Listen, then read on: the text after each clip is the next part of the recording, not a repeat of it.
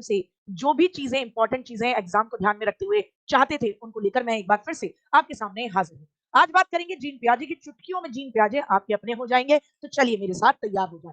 Gene पियाजे संज्ञानात्मक विकास का सिद्धांत देते हैं, भले आदमी है, कहते हैं मानसिक विकास कैसे होता है। आओ बच्चों तुम्हें बताऊं। जीन पियाजे स्विट्जरलैंड से बिलोंग करते थे। ये कहते हैं जैसे जैसे आप बायोलॉजिकली मैच्योर होते हो, परिपक्व होते हो, यानी आपकी उम्र बढ़ती है, तो आपका मानसिक विकास भी होता है। चीजों को आप अपने आप समझने लगते हो। इनका कहना है कि जैसे जैसे आप बड़े होंगे, परिपक्व होंगे, वस्तुओं के बारे में आप कंसेप्ट बनाने लगेंगे। इनका कहना है बच्चे नन्हे वैज्ञानिक हैं, अपने सिद्धांतों की रचना खुद करते हैं, बच्चे एक्टिव रहते हैं, किसी को फॉलो नहीं करते, खुद से चीजों को सीखते हैं। बड़ी अच्छी बात, इसलिए इन्हें रचनावादी कहते हैं। इनका कहना है बच्चों की थिंकिंग बड़ों से क्वालिटी में अलग होती है। बच्चे अलग तरीके से सोचते हैं गुणात्मक रूप से, और बड़े अलग तरीके से सोचते हैं क्वालिटी में। इन्होंने सामूहिक एकालाप यानी कलेक्टिव मोनोलॉग का सिद्धांत दिया, जो कि ये कहता है कि बच्चा समूह में है, कलेक्टिव है, लेकिन मोनोलॉग डायलॉग जो कर रहा है, बातचीत जो कर रहा है, वो खुद से ही कर रहा है। और ये कहते हैं बच्चा बड़ा गलत काम कर रहा है, ये खुद से बात कर रहा है, कोई यूज का नहीं, फालतू बातें कर रहा है। इन्होंने कहा अगर मैच्योरिटी है, यानी पर्यावरण के साथ साथ आपको अनुभव करने का मौका मिले, और आपकी साथ ही साथ मैच्योरिटी, आप जैविक रूप से बड़े होते जाएं, बायोलॉजिकली आप में परिवर्तन आए, तो इन दोनों के मिलने से, गौर फरमाइएगा, परिपक्वता यानी मैच्योरिटी का मिलना और पर्यावरण के साथ आपके अनुभव जो है, इन दोनों के मिलने से आपका विकास होता है, मानसिक विकास। बड़ी अच्छी बात। इन्होंने कहा देखो, जब भी आप सीखते हो तो पुराने ज्ञान में नया ज्ञान जोड़ते जाते हो, फिर कुछ नया आता है, जोड़ते जाते हो, जोड़ते जाते हो, जोड़ते जाते हो, तो ज्ञान का भंडार हो जाता है, जिसे इन्होंने नाम दिया ऑर्गेनाइजेशन यानी संगठन। कि आपके पास तमाम ज्ञान का संगठन है। बिल्कुल सही बात है। लेकिन बोले कई बार ऐसा होता है कि इस ज्ञान में आप अपने वातावरण के साथ एडजस्टमेंट नहीं कर पाते। जैसे आपने पुराना ज्ञान था, नया ज्ञान ये सीखा कि ये तलवारें सुलेमानी है। अब आपने 4 लोगों के सामने बोला गार्गी मैम तलवारें सुलेमानी से पढ़ाती हैं। बच्चों ने कहा अरे बाबा, हंसने लगे सारे के सारे। तो आपको लगेगा आप एनवायरमेंट के साथ, वातावरण के साथ एडजस्टमेंट नहीं कर पा रहे। तो आप वातावरण जो यानी अड़ोस पड़ोस के लोग इसे जो बोलते होंगे, आप उसके अकॉर्डिंग अपने आप को ढालोगे, यानी आप वही चीज सीखना कोशिश करोगे। तो जब आपकी प्रीवियस नॉलेज में नए ज्ञान को जोड़ने में कोई दिक्कत होती है, कोई परेशानी होती है, तो आप समाज के अकॉर्डिंग, वातावरण के अकॉर्डिंग अपने आप को करेक्ट करते हो, ढालते हो। इसे ही अडॉप्टेशन बोलते हैं, अनुकूलन बोलते हैं, किसी के अनुकूल खुद को ढालना।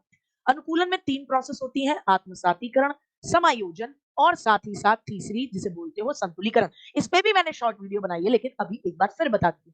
आत्मसातीकरण यानी अंग्रेजी में असिमिलेशन। असी मिले तुसी मिले, तो फिर काय बात के गिले, यानी तुम और मैं जब मिलेंगे तो किसी भी तरीके का ये नहीं कि गार्गी मैम आप सुंदर नहीं लगती, कि मैं कहूं बेटा तुम बेरोजगार हो, नहीं, हम गले मिलेंगे। क्यों? क्योंकि हम क्या है, एक स्टूडेंट और एक शिक्षक है। तो बस जैसे दाल में चावल मिला लिया जाता है बिना ये देखे कि चावल राशन का है या चावल बासमती है, कि दाल जो है वो दाल फ्राई है या सिंपल तड़का दाल है, जो भी है आप मिला लेते हो बिना किसी खोट के देखे हुए। ऐसे ही जब आप अपने प्रीवियस नॉलेज में नए ज्ञान को मिला लेते हो, असिमिलेट कर देते हो, आत्मसात कर देते हो, और कोई चेंज नहीं करते, तो असिमिलेशन है। जैसे बच्ची ने पतंग देख रखी, चिड़िया देख रखी थी, पतंग को भी पहली बार देखा तो कह दिया चिड़िया। ठीक है, एक बच्ची थी, उसने गोल्डन रिट्रीवर नाम का कुत्ता पाल रखा था, उससे मिलता जुलता कुत्ता दूसरी नस्ल का देखा, उसे भी गोल्डन रिट्रीवर ही नाम दे दिया। ये वाला मामला। समायोजन का मतलब होता है अकोमोडेशन। क्या मतलब होता है? तो आप कहेंगे अकोमोडेशन। जब भी शब्द आए परिवर्तन, जब भी शब्द आए क्या, परिवर्तन, जब भी शब्द आए संशोधन, तो समझ जाना अकोमोडेशन की बात है। जब आप अपने पुराने ज्ञान में परिवर्तन करते हो, बच्ची को किसी ने कहा नहीं ये चिड़िया नहीं है, तो बच्ची ने कहा ठीक है, डोरी वाली चिड़िया है, इसमें धागा है, धागे वाली चिड़िया, तो परिवर्तन कर दिया। फिर उसे किसी ने बताया, किताब में देखा, तब उसे समझ में आया कि सही नॉलेज क्या है, इसे क्या बोलते हैं, तब उसको बोलते हैं साम्य धारण, इक्विलिब्रेशन या संतुलीकरण। जब आप सही ज्ञान, करेक्ट नॉलेज बना लेते हो कि ये चिड़िया नहीं, ये पतंग है, तो आप अपने जीवन भर जो भी सूचना जैसे भी ग्रहित करते हो और दिमाग में पहुंचती है, वो क्या है, वो स्कीमा है। तो सूचनाएं आपके दिमाग में जैसे भी जा रही हैं, क्या बोलोगे आप बोलोगे ये तो अपना स्कीमा बन गया। स्कीमा क्या बन गया कि गार्गी मैम सारे के सारे जो जितने भी सिद्धांत हैं, इंपॉर्टेंट चीजें शॉर्ट वीडियो में रिवाइज एक बार जरूर कराएंगी, मैराथन चली रही है ये भी रिवाइज कराएंगी। तो ये स्कीमा बन गया, यानी ज्ञान जब आपके दिमाग में फिक्स हो जाता है जैसे भी, वो स्कीमा है। ठीक साहब, डेफोडिमेटेशन। फिर आता है यही बच्चा 7 से लेकर 11 साल मूर्त सक्रियात्मक अवस्था में, यानी मूर्त चीजें, जो चीजें सामने होंगी उन पर चिंतन करेगा, और चिंतन टोटल तार्किक होगा। कैसा होगा? टोटल लॉजिकल चिंतन होगा, लेकिन उन चीजों पर जो सामने हैं। तो भैया यहाँ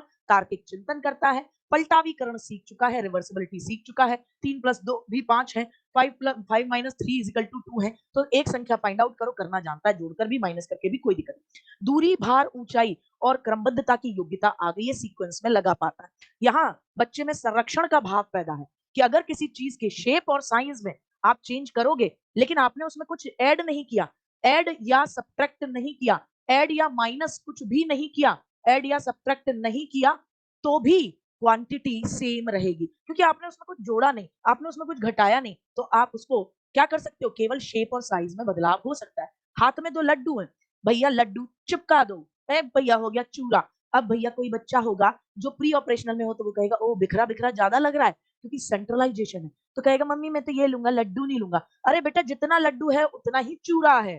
तो वो जानता नहीं है। लेकिन अब इस स्टेज में कंजर्वेशन, संरक्षण पैदा हो गया कि लड्डू को ही फोड़ के चूरा बना है, तो चूरा ले लो या लड्डू ले लो, बात एक ही है। जब तक कुछ जोड़ा या घटाया ना जाए, बस शेप और साइज में परिवर्तन हो रहा है, तब भी मात्रा सेम बनी रहेगी। और संरक्षण के लिए बच्चे में 2 चीजों की समझ होनी चाहिए। एक तो विकेंद्रीकरण यानी डिसेंट्रलाइजेशन की, क्या कहेंगे, विकेंद्रीकरण या डिसेंट्रलाइजेशन की, चीजों को और भी विशेषताओं से, पहलुओं से, नजरियों से देखना है। और दूसरा, बच्चा तार्किक चिंतन कर सकता है और पलटावीकरण की, इसी चूरे को, लड्डू के को मम्मी यूं यूं करके बांध देगी तो पलट के फिर लड्डू बन जाएगा। तो जितना लड्डू उतना ही चूरा।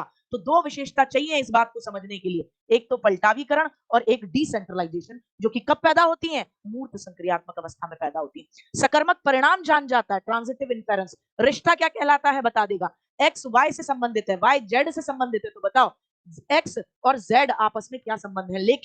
लेकिन भैया उन्हीं सकर्मक अनुमानों को बता पाएगा जो मूर्त रूप से सामने हो, कि भैया ए राम श्याम से बड़ा है, श्याम सीता से बड़ा है, तो बताओ श्याम और सीता या सीता और राम में कौन बड़ा है, तो सामने खड़े कर दो, तुरंत लगा देगा। तो मूर्त सकर्मक परिणाम कर पाता है। फिर आती है औपचारिक संक्रियात्मक, फोर्थ स्टेज, ओहो 11 से 15, सबसे सुपीरियर। तो यहां पर एक शब्द याद रखना, डिडक्टिव रीजनिंग, निगमनात्मक तर्कणा, यानी उच्च लेवल का चिंतन कर रहा है, नियम इसको बता दिए गए, उनके ऊपर तर्क करने लगता है, अमूर्त चिंतन करता है, जो चीजें सामने नहीं है, अंतर्ज्ञान की अवस्था है, प्रतिगिप्ति की अवस्था है, सबसे सुपीरियर अवस्था है, सबसे उच्च स्था है। यहाँ प्याजे भैया की आलोचना होती है कि भैया आप कहते हो सारे क्रम सेम रहते हैं, चाहे दुनिया में कोई बच्चा कहीं भी रहता। अरे साहब आपने कहा कि इस क्रम को बदल नहीं सकते, माना, आपने कहा कि ये सार्वभौमिक है, लेकिन भैया अगर अच्छा वातावरण मिले तो बच्चा अपनी क्षमता से ज्यादा सीख सकता है। ये कैसे भूल जाते हो आप। भाषा के विचार में ये कहते हैं विचार पहले, भाषावाद में, और ये निजवाद यानी ईगो सेंट्रिसिज्म को कहते हैं कि अर्थहीन है, जो बच्चा खुद से बात कर रहा है। कल मिलेंगे वाइगोत्स्की, ब्रूनर, कोलबर्ग और गार्डनर जैसे महान वैज्ञानिकों की बढ़िया से सिद्धांतों के बढ़िया और शॉर्ट वीडियोस के साथ। अगर आपने अभी तक चैनल सब्सक्राइब नहीं किया टीचिंग एग्जाम TWA, तो फिर देर किस बात की, जल्दी से करिए। जय हिंद, जय भारत। मैं फिर मिलूंगी कल।